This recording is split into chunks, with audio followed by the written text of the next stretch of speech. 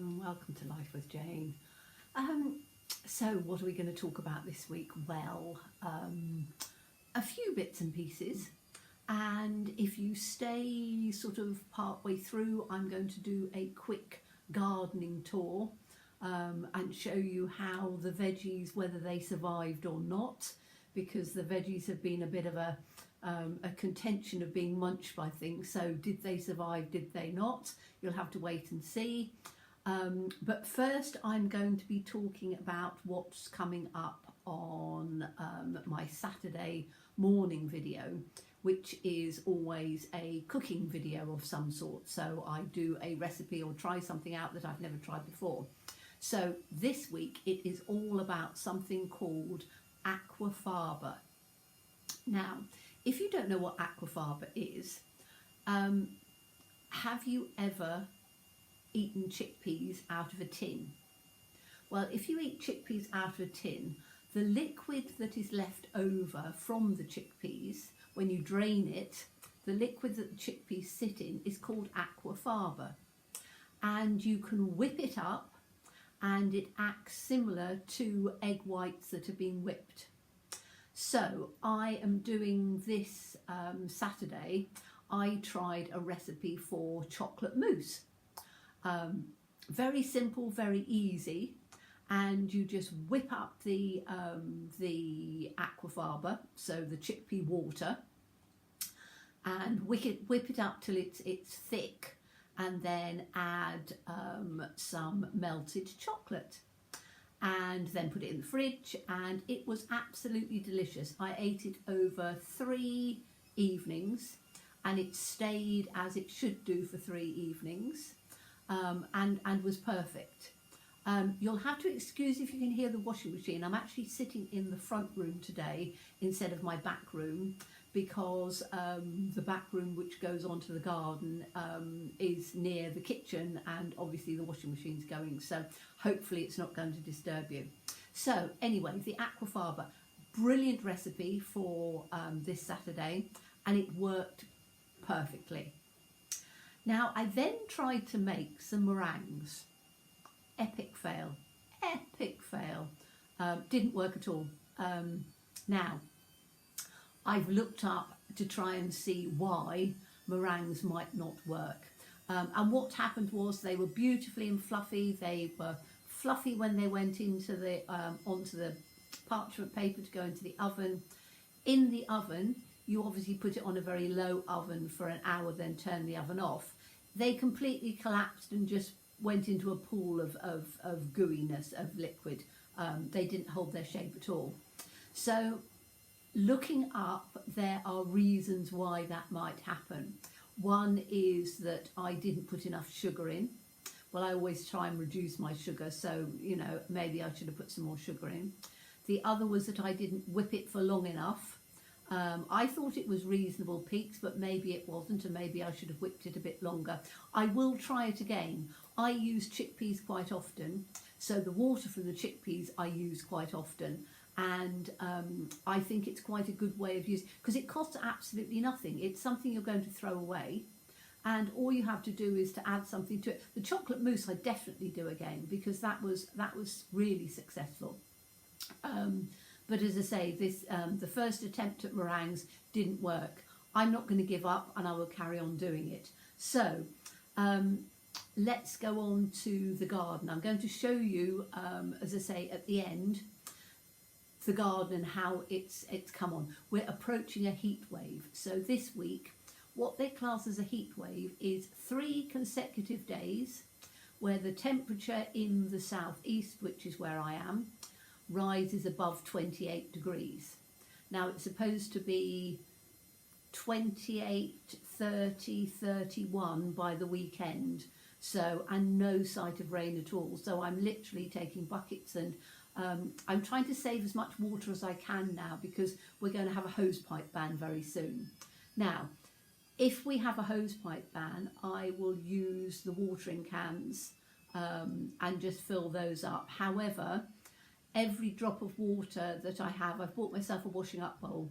So all of the water that I have from my washing up bowl, when I turn the, you know, if I wash my hands, if I do things, not when I've got too much soapy water and things like that, because it won't do the garden much good, but literally when you wash your hands and you don't use a, you know, you're filling up a bowl and you're just letting the water run, I'm putting all of that water in there. And also if I'm just, you know, rinsing something out, I will then just use cold water and then fill, you know, get as much water as I can in the bowl and then take that out. So I'm trying to save and conserve as much water as I can, because as I say, at the moment it's it looks as if we're heading for a heat wave, and we've just had so little rain. It's been absolutely terrible. So, you know, I'm a bit disappointed in the fact that we were supposed to have thunderstorms and all sorts, and I know some areas had 2 inches of rain, and we had a smattering, literally a smattering.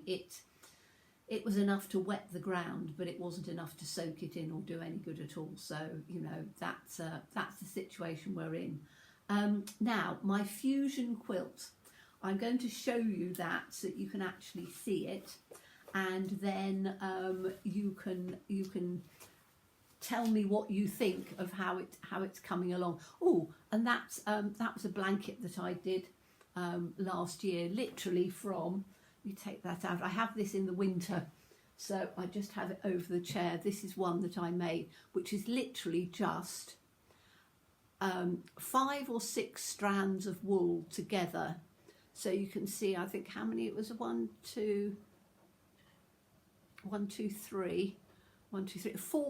strands of wool, different colours, and literally a very large crochet hook, and it just made this lovely throw, which I have on the back. I'll put that back properly, which I have on the back of my chair, because in the winter I've got my wood burner in here, so I have the wood burner. Right, let me just show you the, hold on, stepping across the dog, coming back to here, and this is, I'm sitting in what's called Granny's chair.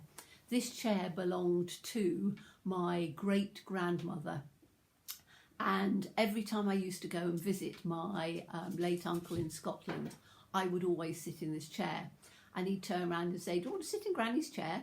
And I said, "Yes, please." And it is just the most beautiful chair. It really is. It's let me just get up and show you it, and let me take the pieces off it, then I can put them back afterwards with the cushion. Then you can actually see, have a couple of throws and things over it, but can you see it is a beautiful old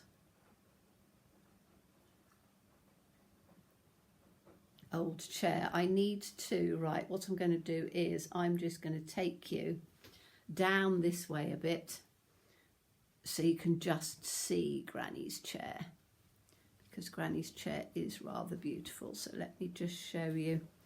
I take it back so you can see it, probably that way, and it's got all of this framework. So it's about 1870, 1820, something like that. And it's just beautiful. Right, let me just bring you back, put you down so you can hopefully then see me when I sit down. But yes, that's Granny's chair. So let me, that's better, turn you around a little bit that way so you've got me instead of the thing. Okay, right, so let me show you on here. Here we go. That is, let me get it the right way up, because I've got my, there we go.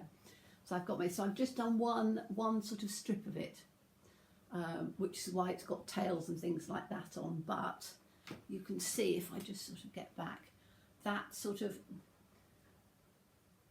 one of the strips. I'm going to do more and make it as again a throw that'll go over the back of the settee. So as I say, it's only 2 pieces. I think it's going to be, I don't know, probably maybe 25 squares, the same as these are little ones are 25 squares, but that's what it is. And if you can see in there, I've got little tiny weeny squares which are 1 inch by 1 inch, and some of them, that one in the centre of that one, you've got a little rabbit. This one has got, one of them's got the little, those have got little chickens in them. Some of them are just plain. That one down there has got the little mouse from the Gruffalo. a little smiley face, and then one at the bottom has got some ghosts from a Halloween one, and some sheep. So, you know, all of the pieces are going to have exciting bits and bobs and things like that in there. So, you know, hopefully it'll be something that, you know, I will use all the time. And as I say, you've got your pieces at the back, so it's already quilted or backed with your batting in between. And then, as I say, it's a fusion because you've got the crochet coming round. So that is going to be, just put that over there, that's going to be something that I'm going to be continuing with, and I will show you at the end. The other large quilt, which is going to go on my bed, which is the first one, which I've shown you before, that I'm doing the batting and the backing of that with the help of one of the teachers at the craft cafe that I go to. So we've bought a pool noodle, which is one of those things that you have as a floating aid in a pool, and they had them really cheap down at Lidl. So I've got one of those, and evidently you can roll the quilt up with all the batting and everything really carefully and tightly, and then you can tack from there or quilt from there without it all sort of getting loose. So it's a bit of an experiment. Don't know how well it'll work. It's something that she hasn't done before. I certainly haven't done before, but I will let you know how I get on, because I know there's quite a few of you who are quilters out there, or who are interested in the fabric side of things that I do. So so that's that. So you're going to now see the video of the garden, which I hope you will enjoy. And as always, please stay safe and well. Please look after yourselves, and please be kind. Thank you so much. Bye-bye. Hello everyone. Well, look, we have hope.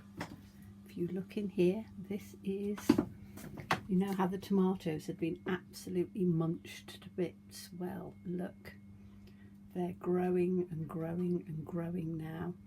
And my beautiful courgette is coming up, and I think, let's have a look and see if we can see in here, there should be some, yes, there's some little flowers there just starting to come. The one at the back that was munched is still pretty poorly, but is doing okay. I have a straggly bean. I don't think I'm going to get much from one straggly bean, but look, can you see little straggly bean there? And if I come down into here, you can see the little bean is trying to come up and grow. And I've put lots and lots of eggshell round. It made absolutely no difference whatsoever. I didn't try the garlic spray, but I think I might do next year. Peas, I'm going to probably just have a helping of mange too, because there really aren't that many, but I have got a beautiful pea. Let me see if I can just hold this with one hand, step across my compost, and see if I can just get down to show you. There we go. Can you see I've got a pea growing there? I've got quite a few, so I'm going to have enough to do some mange tout or a helping of peas, which is nice. You know, I thought I was going to lose the lot, but I haven't, which is lovely. So there we go. I'm quite pleased with all of that. It just shows that just with a bit of perseverance and keep going, it will be all right. So that is my beautiful veggies growing nicely in there. So I'm going to come out and just show you a few little bits in the garden. If I come round here slowly,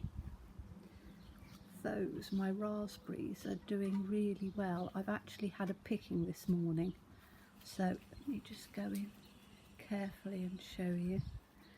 Can you see all the raspberries coming? All of them coming. It's been so dry that they're not swelling up as much as they should do. I am watering them, but not maybe quite as much as I should.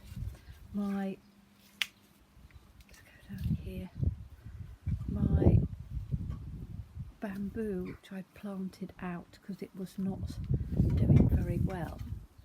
You can see I've got some shoots coming in the bottom here. Can you see? So I'm quite pleased with that. A little bit of weeding to do on that, but that's fine. So let's just come back down the garden a little bit, and oops, here we go. Dog toys all the way down the garden as always. Little poppy, self-seeded by the birds, but very pretty. So I leave them, and the bees go all over them. Then, as you come down here, you can probably hear the sound. Can you hear the sound of the bees are all over the sumac? Look. Go up on there. You see them?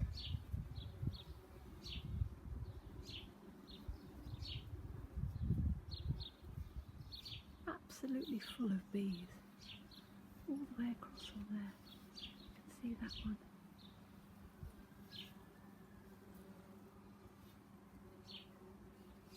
And the sound is incredible as you come across, literally flying all over. So they really love that. Coming across just down to my rose again, which is still looking absolutely beautiful. And again, the bees love the pollen on the roses, which are lovely. So they're out beautifully and are still out, which is what, a couple of days now. This one has flowered now. Now, dew drop on my apples. Not very many at all, actually, if I go down to the ground. Hardly any at all, so that's quite good. And this, look, beautiful flowers on here. They're lovely, blowing on the breeze. I'm just about to hit a heat wave of 30 odd degrees, so it's going to be very hot. And then lots of little tiny, pretty little yellow flowers down on here that come up. See if I can get down and show you closely. There we go. Aren't they pretty? Really nice little pretty little flowers. So they're nice. Up on here, this one has now got little seeds coming through, which are nice. And then across onto the other side, we've just got the pretty flowers, dog toys on the garden. But beautiful flowers coming in on there. I restrung my deer, so that's looking pretty good. A few more little poppies coming through, which are pretty. And then my willow, which is now almost, well, it's almost over 6 foot now. The fern,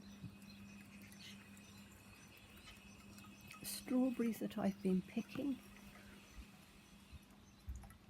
so lots of strawberries, which are nice.